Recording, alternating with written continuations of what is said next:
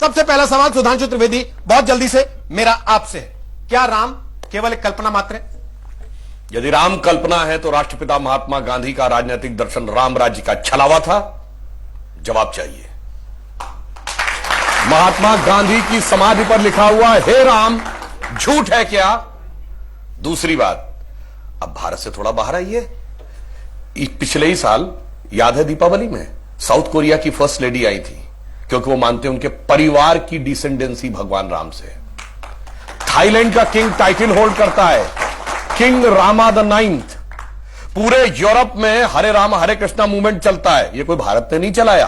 और दुनिया में एक ही देश ऐसा है जिसके नेशनल ब्रॉडकास्टर पर हर दिन रामायण आती है, वो है दुनिया का सबसे बड़ा मुस्लिम देश इंडोनेशिया। ठीक, और आप जाइए बाली जाइए, इतनी बड़ी वहां पे मूर्तियां नजर आती हैं राम लक्ष्मण और उनकी वो। और रावण का देश Sri Lanka, officially government of Sri Lanka कहती है लिखित में कि राम थे और राम के ये ऐतिहासिक स्थल हैं, मगर दुर्भाग्य कि राम का देश भारत आज इस बात पे बहस करता है कि ये नहीं है। अब मैं एक और वैज्ञानिक बात कहता हूं, सारी चीजों के बारे में तो टेक्नोलॉजी बदलती रहती है, नई नई चीजें आती रहती हैं। पहले रडार मैपिंग नहीं थी, आर्कियोलॉजिकल एक्सकवेशन नहीं था, अंदाजेस किया जाता था, अब मैपिंग के थ्रू किया जाता है। मैं पूछना चाहता हूं, साइंस एंड टेक्नोलॉजी में सबसे बड़ी थ्योरी आइंस्टीन ने रिलेटिविटी की थ्योरी दी, जिसमें उसने कहा यह दुनिया सिर्फ स्पेस नहीं है, टाइम एंड स्पेस फॉर्म है। मैं आपसे पूछना चाहता हूं, टाइम का सबसे एक्यूरेट पैरामीटर क्या हो सकता है? आप कहेंगे 5 बजे है, तो 5 तो दिल्ली में बजे ना, लंदन में तो कुछ और बजा होगा, इसलिए ग्रीनिच मीन टाइम है जो सारी दुनिया पे लागू है। अगर आपसे पूछूं टाइम का एब्सोल्यूट पैरामीटर क्या है जो दुनिया में यहां पर छोड़िए, धरती पे, मंगल पे, बृहस्पति पे, किसी पॉइंट ऑफ सोलर सिस्टम पे लागू हो, it is only the relative motion position of the planet. और भगवान राम के रिलेटिव मोशन ऑफ प्लैनेट यानी एग्जैक्ट टाइम लिखा है। क्या कर्क राशि में गुरु था, कर्क राशि में चंद्रमा था, पुष्य नक्षत्र था, मकर राशि में मंगल था, और जब नासा ने प्लैनेटोरियम सॉफ्टवेयर में डाला तो डेट तक निकल आई कि 7000 कितने सौ बीसी से पहले यह हुआ था। अब इसके बाद भी अगर इनको कोई सबूत चाहिए तो मैं अंत में एक बात कहना चाहता हूं, दुनिया में 4-5 बड़े रिलीजन हैं, अगर रिलीजन माने हिंदुइज्म को तो क्रिश्चियनिटी, इस्लाम, ज्यूस, हिंदू और बुद्धिस्ट। बताइए कोई और ऐसा धर्म है जिसके भगवान के बारे में कहा जाता हो सबूत लाओ ये हुए थे कि नहीं हुए थे, या इनसे पूछो। और भगवान राम की पहले की भी वंशावली अवेलेबल है और बाद की भी। बाकी दुनिया में जितने भी लोग हुए, बाद की कुछ की अवेलेबल है, कुछ की तो पहले और बाद की भी नहीं अवेलेबल है, पहले किसी की नहीं अवेलेबल है। मगर राजा इक्ष्वाकु से लेकर उसके बाद उनके पुत्र इतने साल राज किया, भगवान राम के बाद इतने इतने, पूरा डिटेल सब कुछ झुटलाने का प्रयास केवल इसलिए होता है कि हम पे हुकूमत करने वाले जो लोग थे ना अंग्रेज, उनको तो कहते हैं, अब मैं किसी धर्म ग्रंथ के खिलाफ नहीं, कहते हैं 14,000 साल पहले दुनिया बनी थी। अब कैसे मान लें कि उससे ज्यादा पुराना हमारा है? इसलिए सारी की सारी समस्या है। जिनका कि कैलेंडर 2000 साल पहले शुरू होता है या किसी का 1400 साल पहले शुरू होता है, कैसे मान ले हजारों साल पहले का था? समस्या यह है और कुछ नहीं है।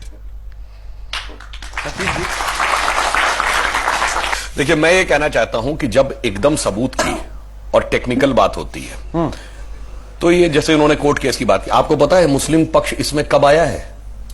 जब भी कोई जमीन का विवाद होता है तो उसकी एक लिमिट होती है 12 साल। अगर 12 साल तक आप नहीं कोई कोर्ट में मुकदमा दायर करते हैं तो वो आउटडेटेड मान लिया जाता है। 1949 दिसंबर में मूर्तियां प्रकट हुई और जब पूजा शुरू हुई, ये जानते केस कब आया? दिसंबर 1961, जब 11 दिन रह गए थे वो 12 साल की मियाद खत्म होने में। इसका मतलब पहले 11 साल तक कोई समस्या नहीं थी, 12 साल तक अचानक वो 61 में पैदा हो गई। इससे साफ समझ में आता है कि, और दूसरा मैं एक यथार्थ बताना चाहता हूं, जब मुकदमा कोर्ट में चला है ना, तो कोर्ट ने यह परमिशन किया था कि दोनों पक्ष अपने अपने तरफ के इतिहासकारों को ला सकते हैं। जो बाबरी मस्जिद एक्शन कमेटी या सुन्नी वक्फ बोर्ड की तरफ से इतिहासकार गए सब वही जेएनयू ब्रांड थे, R S Sharma, DN Jha और वगैरह वगैरह। मगर उन्होंने एक बड़ी मजेदार बात कही।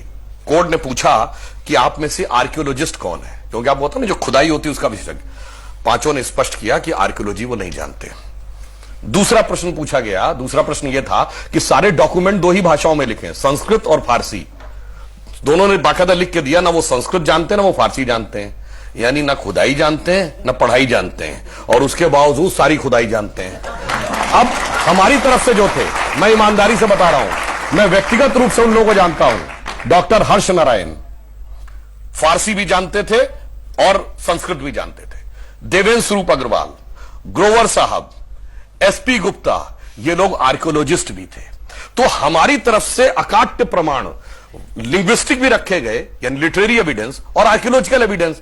जब इनसे कहा गया, पहले इन्होंने कहा जी वहां पर तो कुछ नहीं था, पहले मस्जिद बनी, पहले ही मस्जिद बनी थी। अब जब नीचे निकल आया स्ट्रक्चर, कहते नहीं जो ईदगाह के ऊपर मस्जिद बनाई गई थी, क्योंकि अब नीचे स्ट्रक्चर निकल आया। अब जब स्ट्रक्चर में निकल आए 72 खंबे, नहीं जी ये तो सब गलत है, ये राम का मंदिर नहीं है।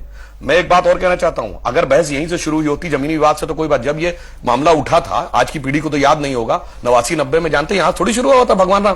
कहते राम थे कि नहीं, अयोध्या ये थी ही नहीं, हुए थे तो पहले साबित करो, और हुए थे तो यहां साबित करो। और प्रतिक्रिया कब आई थी, आजकल फिर उससे कनेक्शन है।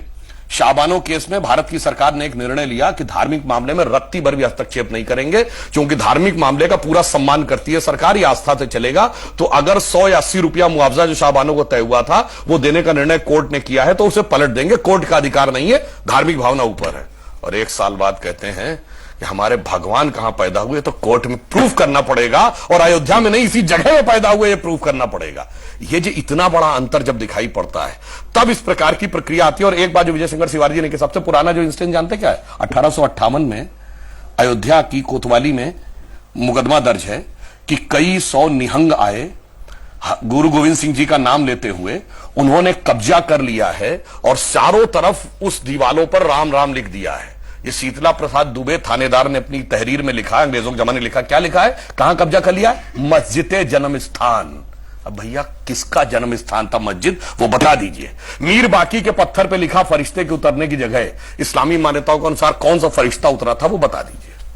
सुनिए, ये तो आप 1992 कर रहे हैं, ये 1976 में 8 खंबे नीचे खुदाई में निकल रहे थे, ये आर्कियोलॉजिकल सर्वे की रिपोर्ट में है। और ये बताने वाला के मोहम्मद है, वो किसने ला के रखे थे, इंदिरा गांधी रखी थी क्या, बताइए ना। अब मैं एक और बात पूछता हूँ, सुनिए एक बात मैं जरूर कहना चाहूंगा। ये जो दलित दुकानदारी की बात कही गई है, दुकानदारी क्या होती है वो बताता हूं। दलितों के जितने बड़े नेता पिछले 100 साल में हुए, पेरियार जिनका नाम था ईवी रामास्वामी नायकर, उसके बाद डॉक्टर अंबेडकर जिन्होंने जो साइन किए भीमराव रामजी अंबेडकर, उसके बाद बाबू जगजीवन राम, उसके बाद काशी राम, और उसके बाद क्षेत्रीय नेताओं में रामविलास पासवान और रोहित राज जिनका नाम है रामराज। अरे राम को जितना आत्मसात दलितों ने किया उतना तो मैं ईमानदारी से कहता हूं ऊंची जातियों ने नहीं किया।